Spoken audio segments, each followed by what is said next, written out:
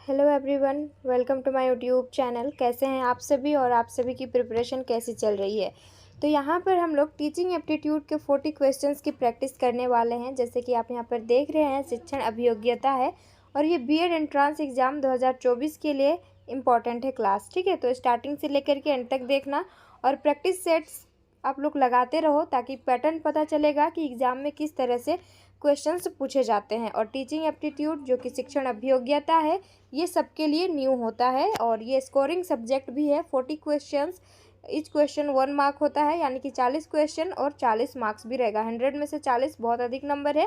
Target आप बनाना 30+ questions के correct answer करने के, ताकि अच्छा कॉलेज आपको मिल जाए आपके मनपसंद का। ओके, चलो स्टार्ट करेंगे। पहला हमारा यहाँ पर क्वेश्चन है कि शिक्षक और अधिकर्ता की समान रूप से सहभागिता होती है। अब यहाँ पर बहुत सारे स्टूडेंट्स को कंफ्यूज हो रहे होंगे, अधिकर्ता है क्या। यानी कि अधिगमकर्ता, सीखने वाला, इसको क्या कहेंगे, लर्नर। लर्नर कौन होते हैं एक क्लासरूम में, शिक्षार्थी होते हैं, स्टूडेंट्स होते हैं। तो यहाँ पर बोला है कि टीचर और स्टूडेंट्स की समान रूप से इक्वल पार्टिसिपेंट रहता है। कौन सा मेथड में हमें बताना होगा। ओके, व्याख्यान विधि में, प्रदर्शनी विधि में, प्रश्न उत्तर प्रविधि में और इनमें से कोई नहीं। तो देखो, लेक्चर मेथड में क्या होता है कि इसमें अगर क्लासरूम कोई है, इसमें एक टीचर है, तो टीचर क्या बस अपना लेक्चर दे रहा है और स्टूडेंट्स यहाँ जो बैठे हुए हैं सुन रहे हैं। ऐसे में क्या हो सकता है कि जितने भी स्टूडेंट्स हैं वो पैसिव यहाँ पर हो जाएंगे, यानी कि एक्टिव नहीं रहेंगे व्याख्यान विधि में। और वैसे माना जाता है कि व्याख्यान विधि जो है सबसे प्राचीन विधि भी है। ओके, नोट डाउन कर लो, आगे काम आएगा। नेक्स्ट है प्रदर्शनी विधि। अब देखो, टीचर यहाँ पर है, स्टूडेंट्स इस साइड में बैठे हुए हैं, बस वो दिखा रहा है, तो ऐसे में भी बच्चे ज़्यादा ध्यान नहीं दे पाएंगे, तो इक्वल पार्टिसिपेंट यहाँ पर नहीं हो पाएगा। लास्ट हमारा ऑप्शन डी क्या है कि प्रश्न उत्तर विधि। तो देखो, टीचर है, टीचर कोई क्लास में एक टॉपिक को पढ़ाया और उस टॉपिक से रिलेटेड स्टूडेंट्स से क्वेश्चंस पूछेंगे, तो ऐसे में टीचर तो एक्टिव रहता ही है, साथ ही साथ स्टूडेंट्स भी एक्टिव रहने लगेंगे। तो हमारा राइट आंसर क्या हो जाएगा, इक्वल पार्टिसिपेट यहाँ पर करेंगे दोनों, कोई टीचर भी और स्टूडेंट्स भी। तो राइट आंसर ऑप्शन सी हो जाएगा, प्रश्न उत्तर प्रविधि। अगला हमारा यहाँ पर क्वेश्चन है कि एक शिक्षक जिसने शिक्षक में रुचि विकसित की है। शिक्षक नहीं, यहाँ पर शिक्षण होगा। शिक्षण मतलब टीचिंग में जो इंटरेस्ट डेवलप करेगा एक शिक्षक, है ना। यहाँ पर ऑप्शंस को पढ़ेंगे, क्या है कि छात्रों में व्यवहार की समस्या का अध्ययन करता है। नेक्स्ट ऑप्शन है विभिन्न प्रकार के परीक्षणों में तुलना करता है। तुलना जहाँ भी वर्ड आपको दिख जाए यहाँ पर गलत हो जाएगा, हमें किसी से कंपेयर नहीं करना है और नेगेटिव वर्ड्स को भी आप लोग देखते हुए चलना, पकड़ना, ठीक है। रूढ़िवादिता के अनुसार नहीं चलता है और छात्रों के साथ प्रभावशाली रीति से पेश नहीं आ सकता है। 32 का ऑप्शन डी तो होगा नहीं और ऑप्शन सी भी नहीं होगा। यानी कि एक शिक्षक जिसने शिक्षण में रुचि विकसित की है, छात्रों के व्यवहार की समस्या का अध्ययन करता है। देखिए, आप अगर शिक्षक हैं तो आपको छात्रों के व्यवहार के बारे में समझना बहुत ज़रूरी है। उसके लिए आपको शिक्षा मनोविज्ञान यानी कि साइकोलॉजी, आपको एजुकेशन साइकोलॉजी पढ़ना पड़ेगा, जिससे आप छात्रों के व्यवहार को समझ सकते हैं, उसकी जो भी समस्याएं हैं उसको आप अंडरस्टैंड कर सकते हैं और उस चीज़ को दूर भी कर सकते हैं। तो ये वाला हमारा करेक्ट आंसर हो जाएगा, ऑप्शन फर्स्ट। ठीक है, ध्यान से पढ़िएगा तो आप समझते हुए चलेंगे। एक शिक्षक जो है शिक्षण में रुचि विकसित की है, कैसे की है विकसित, तो जितने भी वहाँ पर स्टूडेंट्स थे उनके बिहेवियर की प्रॉब्लम का स्टडी करके, समस्या का अध्ययन करके उन्होंने शिक्षण में जो टीचिंग है उसमें इंटरेस्ट डेवलप करी है। ओके, क्लियर हो गया। आगे बढ़ते हैं। नेक्स्ट हमारा क्वेश्चन है, थोड़ा सा लंबा वीडियो बनेगा क्योंकि एक्सप्लेन कर रही हूँ, कहीं पर करना ज़रूरी भी है, इसलिए। अगला है, शैक्षिक रूप से कुसमायोजित बच्चे होते हैं। कुसमायोजित है क्या, बहुत सारे को तो पता नहीं लग पा रहे कि यहाँ पर है क्या। तो आपको पढ़ने को मिलेगा कि समायोजन क्या है, एडजस्टमेंट क्या है। वातावरण के अनुकूल जो अपने आप को ढाल लेता है, अडाप्ट कर लेता है, उसे ही समायोजन कहेंगे। जस्ट इसका एंटोनिम यानी कि इसका विपरीत क्या हो जाएगा, कुसमायोजित बच्चे, यानी कि वैसे बच्चे जो वातावरण के अनुकूल अपने आप को ढाल नहीं पा रहे हैं, शैक्षिक रूप से हमें बताना है यहाँ पर बहुत कम उपलब्धि वाले, अपनी शैक्षिक समस्या से बहुत निराश रहने वाली, उपरोक्त दोनों या फिर इनमें से कोई नहीं। करेक्ट आंसर यहाँ पर हो जाएगा ऑप्शन सी, उपरोक्त दोनों। बहुत कम उपलब्धि वाले और अपनी शैक्षिक समस्या से बहुत निराश रहने वाली भी यहाँ पर हो जाएंगे। शैक्षिक रूप से हमें बताना है कुसमायोजित वाले बच्चे।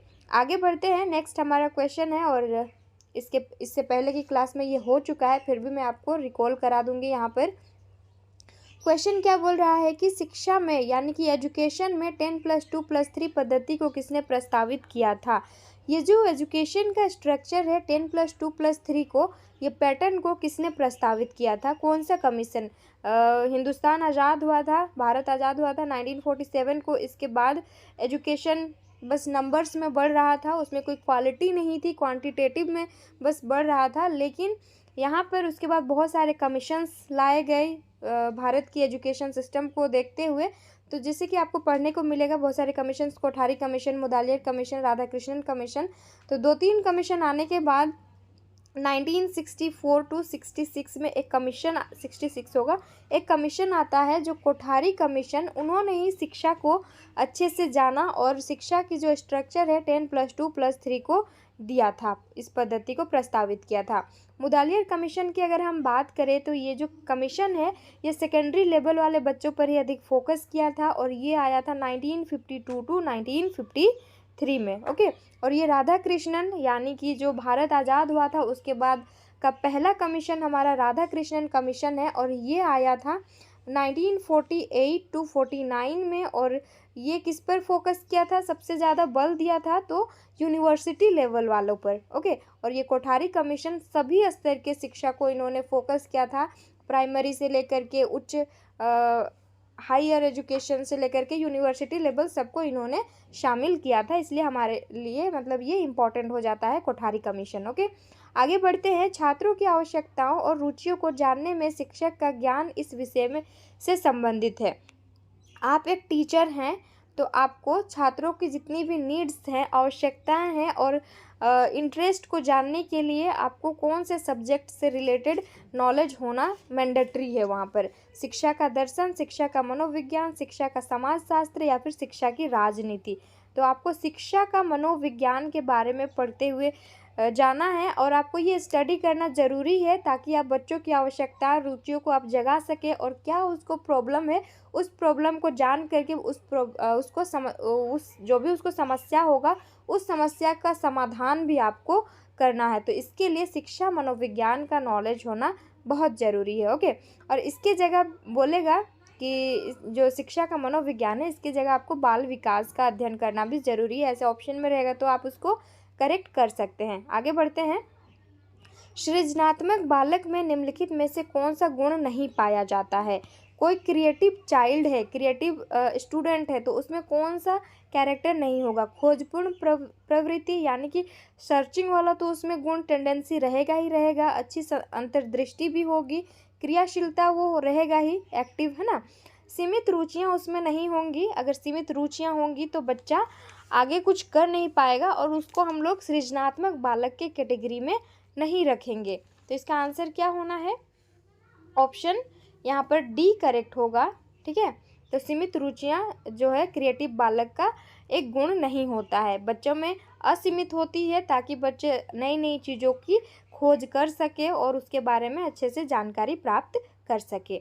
नेक्स्ट हमारा क्वेश्चन है कि मनोविज्ञान के अनुसार बाल विकास की जो कि चाइल्ड डेवलपमेंट है उसकी कौन सी अवस्था सबसे जटिल व कठिन माना है। जब हम लोग स्टेजेस को देख रहे थे चाइल्ड डेवलपमेंट का, तब मैं आपको डिटेल में बताई थी कि जो किशोरावस्था है ना, ये सबसे कठिन काल माना जाता है, जटिल व कठिन काल माना जाता है किशोरावस्था को, क्योंकि इस अवस्था में जो बच्चे होते हैं उनके शारीरिक चेंजेस होते ही हैं, साथ ही साथ उनकी मानसिक परिवर्तन भी होती ही रहती है। क्योंकि देखो शरीर में कुछ चेंजेस होगा तो बच्चा परेशान रहेगा, तो इसीलिए इसको जटिल और कठिन काल भी कहा गया है। नेक्स्ट हमारा क्वेश्चन है कि निःशक्त बच्चों के लिए समेकित शिक्षा की केंद्रीय प्रायोजित योजना का उद्देश्य देश में निःशक्त बच्चों को शैक्षिक उपलब्ध कराना है। यानी कि निःशक्त बच्चों बोल रहा है, इसका मतलब डिसेबल्ड जो चाइल्ड होते हैं उसको समेकित शिक्षा की केंद्रीय प्रायोजित योजना का उद्देश्य, मतलब जो डिसेबल्ड चाइल्ड है उनको किस तरह से एजुकेशन देना चाहिए, उपलब्ध उनको कराना चाहिए। नियमित विद्यालयों में, विशेष विद्यालयों में, मुक्त विद्यालयों में और ब्लाइंड रिलीफ एसोसिएशन के विद्यालयों में। मुक्त विद्यालय नहीं होगा, ऑप्शन डी भी नहीं होगा। अब ए और बी में हमें चूज करना है। तो यहाँ पर एक आप लोग पढ़ेंगे समायोजित शिक्षा, इंक्लूसिव एजुकेशन। उसमें कहा गया है कि जितने भी विशिष्ट बालक या फिर निःशक्त बालक जो है सबको एक साथ ही पढ़ाना चाहिए, किसी भी तरह का उनमें कोई भी भेदभाव नहीं करना है। तो हमें जो वो शिक्षा क्या कहता है कि सबको एक साथ लेकर के चलना। तो नियमित विद्यालय यहाँ पर आंसर होगा, उस बेसिस पर अगर हम देखें इसको तो। ठीक है, आगे बढ़ते हैं। बच्चों के विकास सिद्धांतों को समझना शिक्षक की सहायता करता है। यानी कि जो स्टूडेंट्स हैं उनका अगर डेवलपमेंट थ्योरीज़ को हम समझते हैं कि बच्चों में किस तरह से डेवलप होता है, किस तरह से ग्रोथ होता है, इसको अगर हम जानेंगे तो टीचर को कैसे हेल्प करेगा। ठीक है, शिक्षार्थी के सामाजिक स्तर को पहचानने में, जो स्टूडेंट है उसको उसका सोशल लेवल को पहचानने में हेल्प करेगा क्या? बिल्कुल नहीं होगा ये। शिक्षार्थी की आर्थिक पृष्ठभूमि को पहचानने में, इकोनॉमिक उसका जो भी स्टेटस है उसको पहचानने में हेल्प करेगा, या फिर शिक्षार्थी को क्या पढ़ना चाहिए या औचित्य स्थापित करने में। नेक्स्ट हमारा ऑप्शन है कि शिक्षार्थियों की भिन्न अधिगम शैलियों को प्रभावी रूप से संबंधित करने में। तो इसका राइट एप्रोप्रिएट आंसर को आपको चूज करना है। और टीचिंग एप्टीट्यूड में थोड़े कंफ्यूजिंग वाले ऑप्शंस रहते ही हैं, लेकिन आपको मोस्ट एप्रोप्रिएट वाला चूज करना है। ठीक है, राइट आंसर इसका हो जाएगा कि शिक्षार्थियों की भिन्न अधिगम शैलियों को, यानी कि जो अलग जितने भी स्टूडेंट्स हैं, हर स्टूडेंट्स में इंडिविजुअल डिफरेंसेस होते हैं, आगे आपको पढ़ने के लिए मिलेगा। तो उसमें भिन्न अधिगम शैलियों को प्रभावी रूप से संबंधित करने में ये सहायता करता है, अगर आप जो डेवलपमेंट के थ्योरीज हैं उसको समझते हैं तो। Okay, option D is the right का आंसर। नेक्स्ट है, सबसे सफल शिक्षक वह होता है, यानी कि जो सफल सक्सेसफुल टीचर हम किसको बोलेंगे? छात्रों के विकास में रुचि पैदा करता है, यानी कि रुचि लेता है, अनुशासन बनाए रखता है, अच्छे अंक देता है, नियमित गृह कार्य देता है। ऑप्शन डी सी बी नहीं होगा। देखो, ओनली वो टीचर अनुशासन बनाए रख रहा है तो भी नहीं हो पाएगा, और सफल शिक्षक वो नहीं होता है। अच्छा अंक देने से तो बिल्कुल नहीं होगा, वो खराब टीचर के कैटेगरी में आ जाएगा। ऑप्शन डी क्या बोल रहा है कि नियमित गृह कार्य देता है? बिल्कुल नहीं। ऑप्शन ए हमारा यहाँ पर राइट आंसर होगा, जो कि छात्रों के विकास में रुचि लेता है। आप अगर सफल टीचर बनना चाहते हैं, आप बच्चों को ही पढ़ाएंगे, तो जब तक आप उसके डेवलपमेंट में किस तरह से बच्चा डेवलप करेगा उसमें अगर इंटरेस्ट नहीं होंगे तो आप सही से पढ़ा भी नहीं पाएंगे। तो इसीलिए अगर आप सफल शिक्षक बनना चाहते हैं तो छात्रों के विकास में रुचि आपको लेना होगा। ओके, तभी आप जान पाएंगे कि बच्चों को क्या प्रॉब्लम आ रही है और उस प्रॉब्लम को किस तरह से दूर किया जाएगा। ओके, नेक्स्ट क्वेश्चन है, आगे बढ़ते हैं। शिक्षक को प्रोत्साहित करना चाहिए। शिक्षक को किसको प्रोत्साहित करना चाहिए? ऑप्शंस पढ़ने से क्लियर होगा। छात्रों में शीघ्र पाठ्यक्रम समाप्त करने के लिए चिंता उत्पन्न करना है। आप एक टीचर हैं, वेल विशर हैं, तो आपको चिंता विंता उसमें उत्पन्न नहीं करना है। ऑप्शन फर्स्ट हम एलिमिनेट कर देते हैं यहाँ पर। आगे है, छात्रों में शीघ्र काम पूरा करने के लिए प्रताड़ित करना, प्रताड़ित भी नहीं करना है बच्चों को। छात्रों के बीच उचित संभाषण को प्रोत्साहित करना और छात्रों को प्रश्न पूछने पर दंडित करना। तो देखो, नेगेटिव वाला को ना पहले एलिमिनेट करना होगा, तभी हम पॉजिटिव वाले जो भी क्वेश्चन पूछ रहा है उस पर हम पहुंच जाएंगे। तो यहाँ पे तीनों ही, ये जो ए बी और डी है, तीनों नेगेटिव स्टेटमेंट दिए हुए हैं, लेकिन एक ही हमें यहाँ पर करेक्ट यानी कि पॉजिटिव दिख रहा है। वो कौन सा है? कि छात्रों के बीच उचित संभाषण को प्रोत्साहित करना। आप एक टीचर है तो बच्चों को एनकरेज करते रहना है और पढ़ाई के साथ साथ उसे मोटिवेट भी करते रहना है। ठीक है, चाहे वो किसी भी फील्ड में हो। ओके, ऑप्शन सी यहाँ पर राइट आंसर। आगे बढ़ते हैं, शिक्षा के स्तर में हरास का मुख्य कारण क्या है? जो एजुकेशन का जो अभी लेवल गिर रहा है, हरास हो रहा है, उसका मेन रीज़न यहाँ पर क्या है आपको बताना है। छात्रों की लापरवाही, शिक्षकों की अपरंगता, अभिभावकों की विचार मग्नता, और इनमें से कोई नहीं, इनमें से सभी है। तो ये सभी ही कारण हो सकते हैं, जो भी शिक्षा के स्तर, एजुकेशन का जो लेवल है उस वो नीचे गिर रहा है, उसका मुख्य कारण ये तीनों ही हो सकते हैं। इनमें से हम किसी एक को दोषी नहीं ठहरा सकते हैं। ओके, ऑप्शन डी यहाँ पर करेक्ट आंसर होगा। आगे बढ़ते हैं। निम्नलिखित में से कौन सी अक्षमता केवल जन्मजात होती है? कौन सी डिसेबिलिटीज जो है वो बाय बर्थ होती है? दृष्टि दोष, श्रवण दोष, मूक बधिर और मंद बुद्धि। 43 का करेक्ट आंसर क्या होगा यहाँ पर? करेक्ट आंसर हो जाएगा मंद बुद्धि, ऑप्शन डी। ठीक है, दृष्टि दोष आपको बाद में भी दृष्टि दोष होती है। श्रवण दोष, सुनने की शक्ति भी बाद में किसी भी रीजन से खोया जा सकता है। मुख बधिर भी बाद में हो सकते हैं, लेकिन जन्मजात जो होती है बाय बर्थ, वो कौन होती है? मंद बुद्धि। नेक्स्ट है, निम्नलिखित में से कौन सी इकाई का उपयोग सुनने की क्षमता की जांच हेतु किया जाता है? वो कौन सी यूनिट है जिसका यूज हम क्या करते हैं सुनने के लिए? सुनने की क्षमता यानी कि सुनने के लिए हम करते हैं, तो वो डेसिबल होगा, और इसका डी से इसको डिनोट करते हैं ना, डेसिबल को। डायोप्टर क्या होता है? कमेंट सेक्शन में बताना। किस प्रकार के बच्चों की शिक्षा हेतु सांकेतिक भाषा का प्रयोग किया जाता है? आप इंडिकेट करके जो मतलब दिखाएंगे कौन से किस प्रकार के बच्चों को। दृष्टि दोष युक्त वह बच्चे को, जो बच्चा देख ही नहीं सक रहा है उसको संकेत करके क्या बताएंगे? नहीं हो सकता, ऑप्शन फर्स्ट। मुख बधिर, जो बोल नहीं पाता है। मंद बुद्धि वाले बच्चों को आप बताएंगे तो उनको समझ में नहीं आएगा। इनमें से कोई नहीं होगा। मुख बधिर, देखो मुख बधिर यानी कि जो बच्चा बोल नहीं पा रहा है लेकिन वो तो देख पा रहा है, उसको आप इंडिकेट करके बताएंगे तो बच्चा समझ सकता है, तो ये प्रयोग में लाया जा सकता है, ऑप्शन बी। एक प्रभावी शिक्षण के लिए आवश्यक है। इफेक्टिव टीचिंग के लिए क्या यहाँ पर इम्पॉर्टेंट है, आवश्यक है? वह उच्च जाति से संबंधित हो। आप टीचर हैं तो आपको किसी भी तरह का, चाहे वो लिंग हो, जाति, धर्म, किसी भी तरह से आप उसको डिस्क्रिमिनेट वहाँ पर नहीं कर सकते हैं, भेदभाव नहीं कर सकते हैं। ओके, उसका उच्च सामाजिक आर्थिक स्तर हो, जिसका जो इकोनॉमिक लेवल है वो क्या है, समाज में ऊंचा हो, वैसे वाले बच्चों को यहाँ पर क्या बोल रहा है? प्रभावी शिक्षण के लिए आवश्यक है कि आप उसी तरह के बच्चों को यहाँ पर टीच कराएंगे, या फिर वह संप्रेषण में निपुण हो या वह कठोर हो। कठोर रिजिड नहीं होना है। एक प्रभावी शिक्षण के लिए शिक्षण यहाँ पर शिक्षण या फिर शिक्षक भी हो सकता है, तो वह संप्रेषण में निपुण हो। ओके, शिक्षक होगा यहाँ पर कि एक प्रभावी इफेक्टिव टीचर जो होता है वो कम्युनिकेशन स्किल उनमें हो, ताकि सभी प्रकार के बच्चे समझ पाएँ। वो इस तरह से एग्जाम्पल देते हुए समझाए कि बच्चे जो इंटेलिजेंट है वो तो समझेंगे ही, साथ ही साथ वैसे बच्चे भी समझ पाएँ जो कि थोड़ा सा लेट में समझते हों। ओके, तो ये संप्रेषण में निपुण हो, यानी कि कम्युनिकेशन स्किल उनमें अच्छी होनी चाहिए।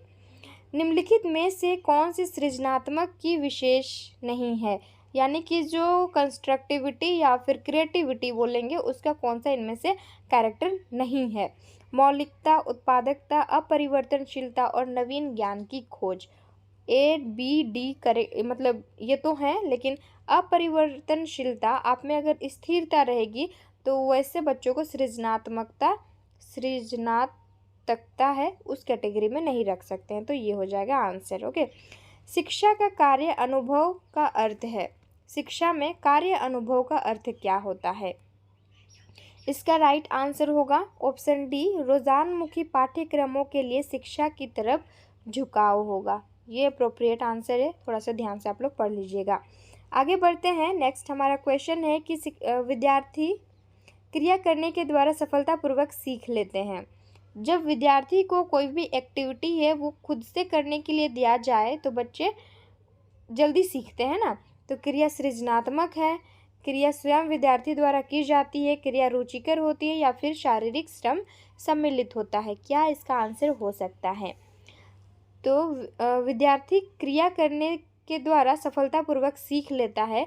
तो सफलतापूर्वक विद्यार्थी जब तक वो स्वयं नहीं करेगा, खुद से करके नहीं देखेगा, तब तक वो नहीं सीख पाएगा। इसीलिए यहाँ पर जो आंसर होगा, क्रिया स्वयं विद्यार्थी द्वारा की जाती है, जिसके कारण वो सफलतापूर्वक सीख लेता है। Learning by doing.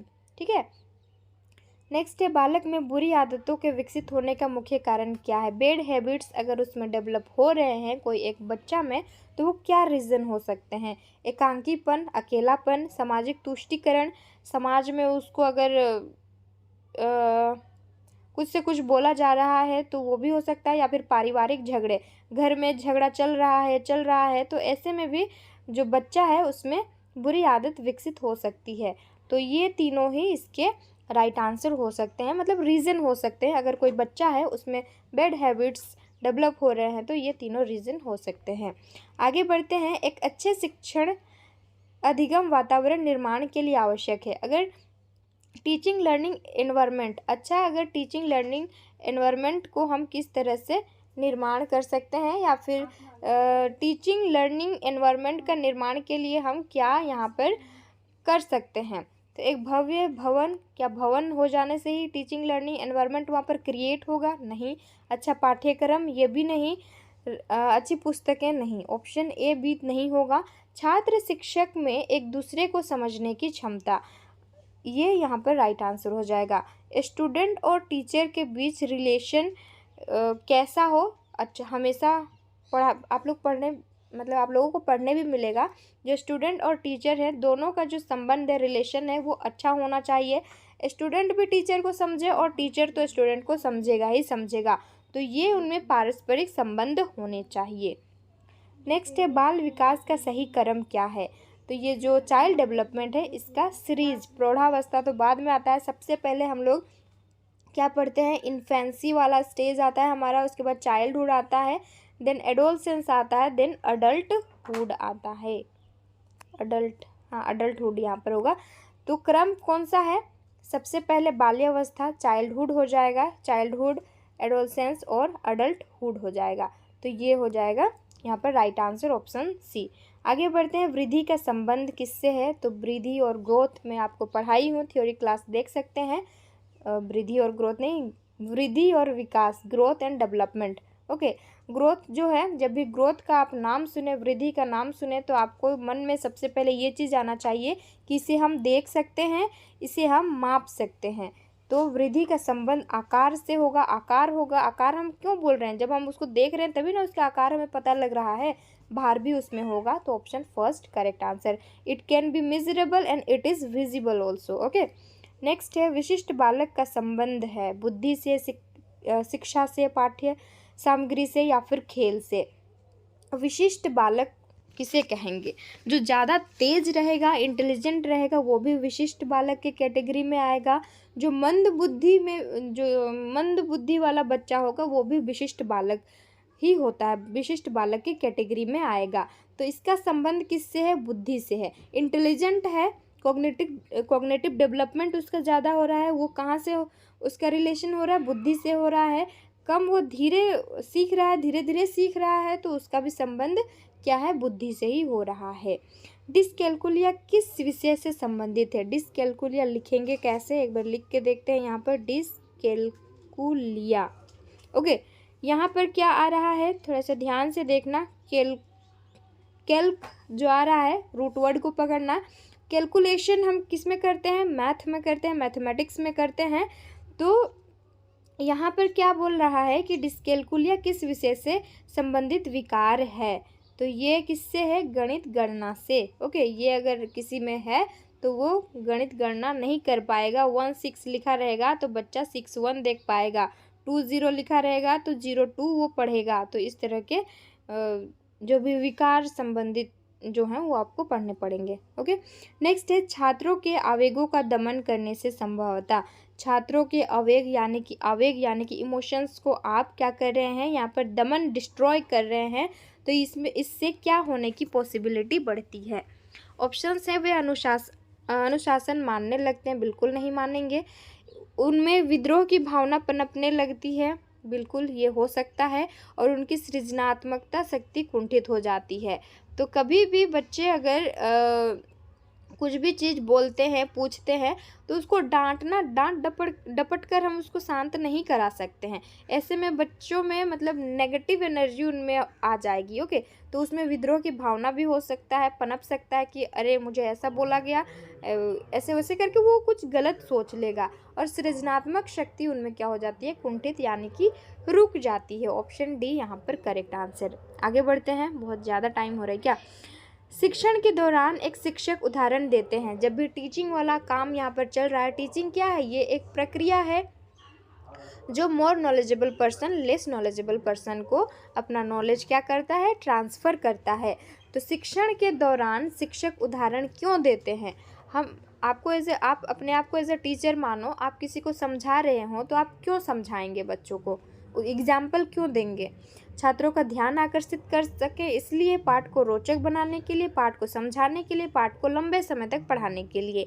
तो हम एग्जाम्पल्स देते हैं पाठ को समझाने के लिए ताकि बच्चे इंटरेस्टिंग वे में उसे समझ सके। जब बच्चा समझ जाएगा तो ऑटोमेटिक है कि लंबे समय तक वो उसे याद रहेगा। तो हम किसी भी मतलब टीचिंग के दौरान अगर हम एग्जाम्पल्स दे रहे हैं तो पाठ को समझाने के लिए ही दे रहे हैं। ओके, रटन तो विद्या पर फोकस नहीं करना है। अगर आप टीचर बन जाएंगे तो बिल्कुल बच्चों को इनकरेज मत करना कि रटो रटो, उसे रियल ऑब्जेक्ट्स के साथ कनेक्ट करके उसको समझाना। ठीक है, आगे बढ़ते हैं। विकासात्मक कार्य तथा शिक्षा के क्षेत्र में देश का योगदान प्रशंसनीय है। तो हेविग हस्ट का यहाँ पर योगदान जो है, कंट्रीब्यूशन प्रशंसनीय है बोला गया है। इसमें तो मैं क्या ही समझाऊंगी, आपको रटना ही पड़ेगा, ये वाला मतलब याद करना पड़ेगा और एक दो बार रिवीजन करेंगे तो याद हो जाएगा। ओके, बुद्धि लब्धि जो कि IQ है, इंटेलिजेंट क्वोशेंट, देश का उदाहरण हो सकता है। किसका, अंतराल मापनी, नामिक मापनी, अनुपात मापनी, क्रमिक मापनी। तो इंटेलिजेंट क्वोशेंट जो है यानी कि बुद्धि लब्धि जो है अनुपात मापनी का एक क्या है, एग्जाम्पल है। जीन पियाजे के अनुसार संज्ञानात्मक बाल विकास की कितनी अवस्थाएं हैं, 3 अवस्थाएं, 4 अवस्थाएं, 5, 6, कितनी अवस्थाएं हैं, मैं आपको बताई थी ना। जीन पियाजे ने कितनी अवस्थाओं में बांटा है, किसी को पता है तो कमेंट करो आंसर। तो चलो आंसर को देखते हैं। तो जीन पियाजे ने संज्ञानात्मक बाल विकास, कॉग्निटिव चाइल्ड डेवलपमेंट को कितनी अवस्थाओं में बांटा है, ये 4 अवस्थाओं में बांटा है। लिख लेना, सबसे पहले 0 to 2 वर्ष में इन्होंने बांटा है। इसे सेंसरी मोटर स्टेज कहा गया है, इंग्लिश में ही आप लोग याद कर लो इसे। नेक्स्ट इसको तो पहले बांटा है। दूसरा को बांटा है इन्होंने कि 2 से 7 साल तक, इसे क्या कहा है, प्री ऑपरेशनल स्टेज कहा है। नेक्स्ट थर्ड में जो है वो 7 से लेकर के 11 ईयर्स तक बांटा है, इसे कंक्रीट ऑपरेशनल स्टेज कहेंगे। और एक नेक्स्ट फोर्थ है जो कि 11 से लेकर के 15 या फिर 11 से अधिक आप मान सकते हैं इसको, इन्होंने इसको क्या कहा है, फॉर्मल ऑपरेशन स्टेज कहा है। तो इस तरह से संज्ञानात्मक बाल विकास को जीन पियाजे ने 4 भागों में बांटा है। ठीक है, आगे बढ़ते हैं। क्लियर हो गया, लिख लेना। और आपको लग रहा होगा अभी कि याद रह जाएगा, लेकिन बाद में याद करने की कोशिश करेंगे तो याद नहीं रहेगा, इसीलिए बेटर है लिख लो, एक बार रिवीजन कर लेना।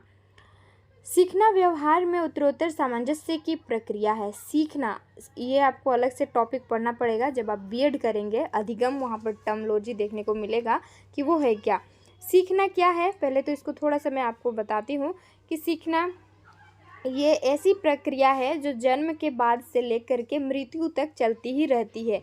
और हम किसी भी इंसान से मिलते जुलते हैं, हम लोग कुछ ना कुछ सीखते ही रहते हैं, हर समय हर जगह किसी न किसी से मिलते हैं तो सीखते रहते हैं। ओके, तो ये हो गया। ये जो स्टेटमेंट है, जब आप अधिगम पढ़ेंगे तो ये स्टेटमेंट वहाँ पर देखने को मिलेगा। सीखना व्यवहार में उत्तरोत्तर सामंजस्य की प्रक्रिया है, किसने कहा है। करेक्ट आंसर इस क्वेश्चन का हो जाएगा ऑप्शन, क्या होगा बताओ, चलो ऑप्शन यहाँ पर होगा ऑप्शन सी हो जाएगा, स्किनर ने ये स्टेटमेंट दिया है। ओके, आगे है। निम्नलिखित में सृजनशीलता का प्रमुख तत्व क्या नहीं है, यानी कि क्रिएटिविटी का जो मेन एलिमेंट इनमें से क्या नहीं है। मौलिकता, अनुशासन, धारा प्रवाहित और लचीलापन। लचीलापन तो होना चाहिए ही। यहाँ पर क्या हो जाएगा इसका आंसर? अनुशासन होगा, ये इसका एलिमेंट नहीं है। निम्नलिखित में से क्या बच्चों में सृजनात्मकता के विकास में सहायक नहीं है? इनमें से कौन सा ऑप्शन है जो बच्चों के सृजनात्मकता के विकास के लिए सहायक नहीं है? खेल, भाषण, कहानी लेखन, निर्माण संबंधी क्रियाएं। इसका आंसर आपको कमेंट सेक्शन में बताना है कि क्या होगा। ओके, थोड़ा सा ध्यान से सोचना, आंसर मिल जाएगा। 4 ही तो ऑप्शन है, इसमें एक होगा कोई ना कोई। नेक्स्ट है, एक कक्षा में व्यक्तिगत विभिन्नता के क्षेत्र हो सकते हैं, इंडिविजुअल डिफरेंस। एक क्लासरूम में कौन कौन से एरियाज में बच्चों के हो सकते हैं इंडिविजुअल डिफरेंस? इंडिविजुअल डिफरेंस को थोड़ा सा जानते हैं कि ये है क्या, नोट डाउन कर लेना, मैं ओरली बोल रही हूँ।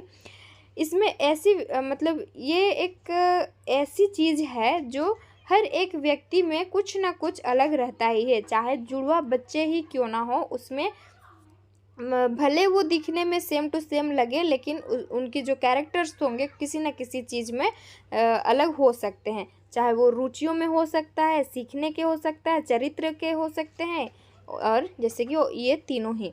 तो राइट आंसर हो जाएगा ऑप्शन डी, ये तीनों बच्चों में मतलब व्यक्तिगत विभिन्नता इन तीनों क्षेत्र में हो सकते हैं। ओके, आगे है कि बालक के शारीरिक व क्रियात्मक विकास की दिशा कौन सी होती है? बालक के फिजिकल और यहाँ पर क्रियात्मक को क्या बोलेंगे? क्रिएटिविटी, पता नहीं क्या बोलेंगे। तो देख लेना कि शारीरिक व क्रियात्मक विकास की जो दिशा होती है बच्चों में वो कैसी होती है? सिर से पैर, शरीर के मध्य से बाहर की ओर। Option B is the right answer. Next question है कि बालक विकास का परिणाम है। बालक विकास, चाइल्ड डेवलपमेंट का रिजल्ट यहाँ पर क्या है? चाइल्ड डेवलपमेंट जो है बालक का विकास, बाल विकास, कौन सा इसमें इनमें से एलिमेंट है, तत्व है जो कि इफेक्ट करता है? तो वंशानुक्रम, वातावरण, या फिर वंशानुक्रम तथा वातावरण की अंतः प्रक्रिया का। राइट आंसर हो जाएगा ऑप्शन सी, वंशानुक्रम, हेरिडिटी और वातावरण, एनवायरनमेंट, ये दोनों ही इसका रिजल्ट है। देखो एक चीज़ फॉर्मूला है कि यहाँ पर लिख लेना, चाइल्ड डेवलपमेंट बोलेगा CDP, चाइल्ड डेवलपमेंट जो है ये होता है हेरिडिटी इनटू एनवायरनमेंट, इसका गुणनफल होता है क्या? बाल विकास। ठीक है, एक बालक जिसकी बुद्धि लब्धि 105 से 5 है उसे वर्गीकृत करते हैं। यानी कि एक जो बच्चा है उसका IQ कितना है? यहाँ पर 105 है, तो उसे कौन सी कैटेगरी में हम रखेंगे? श्रेष्ठ बुद्धि, सामान्य से अधिक बुद्धि, सामान्य बुद्धि, या फिर मंद बुद्धि? राइट आंसर क्या होगा यहाँ पर? ऑप्शन सी हो जाएगा, उसे सामान्य बुद्धि के कैटेगरी में हम रखेंगे। ठीक है, आगे बढ़ते हैं। मनोवैज्ञानिक जो विशेष समूह के बालकों की शिक्षण अधिगम प्रक्रियाओं का अध्ययन कक्षाओं में करते हैं, डैश कहा जाता है? क्या बोला गया है यहाँ पर कि मनोवैज्ञानिक जो विशेष समूह के बालकों की शिक्षण अधिगम क्रियाओं का अध्ययन कक्षाओं में करते हैं, क्या कहलाता है? 68 का राइट आंसर हो जाएगा वो शिक्षा मनोविज्ञान। नेक्स्ट है, किशोरावस्था को जीवन का सबसे कठिन काल किसने कहा है? तो ये स्टेनले हॉल ने कहा है। ये मैं आपको अच्छे से बताई हूँ थ्योरी क्लास में। थ्योरी क्लास नहीं देखे हैं तो आप लोग ज़रूर देख लीजिएगा। किशोरावस्था की शिक्षा में होनी चाहिए, क्या होने चाहिए? जो कि एडोलसेंस, बहुत इसमें लेक्चर अगर देना होगा तो बहुत लंबा हो जाएगा, तो चलो इसको ही करते हैं कि किशोरावस्था एडोलसेंस में एजुकेशन होनी चाहिए। कौन सी एजुकेशन देनी चाहिए एडोलसेंस वाले बच्चों को जो किशोरावस्था में बच्चे हैं? यौन शिक्षा, सेक्स एजुकेशन, व्यावसायिक शिक्षा, वोकेशनल एजुकेशन, निर्देशन, या फिर ये सभी? तो क्या होगा आंसर? ये सभी ही होने यहाँ पर राइट आंसर होगा। किशोरावस्था की शिक्षा जो है उस टाइम जब हम उनको पढ़ा रहे होते हैं तो इन सभी की शिक्षा देनी चाहिए। हमारे टाइम में टीचर्स क्या करते थे, बायोलॉजी का जब क्लास होता था तो बताते ही नहीं थे। ओके, तो ऐसे नहीं करना है। आप जब टीचर बनेंगे तो सभी चीज़ों को अच्छे से बच्चों को बताना है, शर्माने वाली बात यहाँ पर नहीं आनी चाहिए। जितना बताना चाहिए उतना तो बच्चों को बता ही देना है। ओके, तो 40 क्वेश्चंस यहाँ पर कंप्लीट होते हैं। आप अपना स्कोर कमेंट सेक्शन में बताना, और तरीका कैसा लगा बताने का, एक्सप्लेनेशन के साथ बताया जाए या नहीं बताया जाए, कमेंट सेक्शन में बताना। और ज़रूर बताना कि क्लास आपको कैसे लगी, और ऐसे ही प्रैक्टिस सेट लाए जाएँ या फिर नहीं लाए जाएँ। PDF आपको टेलीग्राम चैनल पर या फिर टेलीग्राम ग्रुप पर दे दिया जाएगा, लिंक आपको डिस्क्रिप्शन बॉक्स में मिल जाएगा। ठीक है, चलो मिलते हैं नेक्स्ट क्लास में। पढ़ते रहो और सरकारी कॉलेज में एडमिशन लेने की जो आप सोचे हैं उसे सफल करो। ठीक है, उसके लिए लग जाओ पढ़ने में। ओके।